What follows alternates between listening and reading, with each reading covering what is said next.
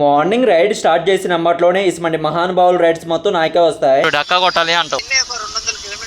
రే ఎవర్రా మీరంతా, మీ బుర్రలో ఇటువంటి చెత్త ఐడియాలు ఎలా పుట్టుకొని వస్తున్నాయి? బైక్ టాక్సీ బుకింగ్ చేసుకుని పెట్రోల్ అయిపోయింది కానీ డక్కా కొట్టుకొని దా అంటున్నాడు.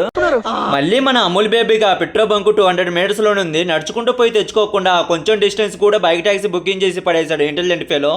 ఈ కస్టమర్స్ రోజు రోజుకు డేంజర్ గా తయారవుతూ ఉన్నారు. ఇంకొన్ని రోజులు పోతే వాళ్ళ ఇంట్లో పని మనుషులు రాకపోయినా రైడ్ బుకింగ్ చేసుకుని నీకు కావాల్సింది డబ్బులే కాదని ఇంట్లో గిన్నెలు, ఇల్లు ఊడిపోయడం, బట్టలు వాషింగ్ చేయడం, ఈ పనులు కూడా చేపించేటట్టున్నారు. తర్వాత నేను క్రెడిట్ కార్డ్ బిల్ పేమెంట్ చేయడానికి వచ్చా. వీళ్ళ దగ్గర credit card transfer lowest charges తో credit card to account transfer, credit card bill payments కూడా చేస్తారు. మీరు కూడా ఈ బిజినెస్ చేయాలనుకుంటే retailer ID, distributor ID, IPNTS లో ఎక్కడైనా ఇస్తారు. ఈ బ్రాంచ్ లొకేషన్ వచ్చేసి ఈసీఎల్ దగ్గరలో చక్రీపురం క్రాస్ రోడ్ నుంచి 100 మీటర్స్ ముందుకు వస్తే లెఫ్ట్ లో కనిపిస్తుంది. ఇంకొన్ని బ్రాంచెస్ వచ్చేసి ఆర్టీసీ క్రాస్ రోడ్, నాచారంలో ఉన్నాయి. వీళ్ళను మీరు కలవాలంటే వీళ్ళ బ్రాంచ్ కైనా రావచ్చు, లేకపోతే వాట్సాప్ లో హై పెట్టిన లొకేషన్ సెండ్ చేస్తారు.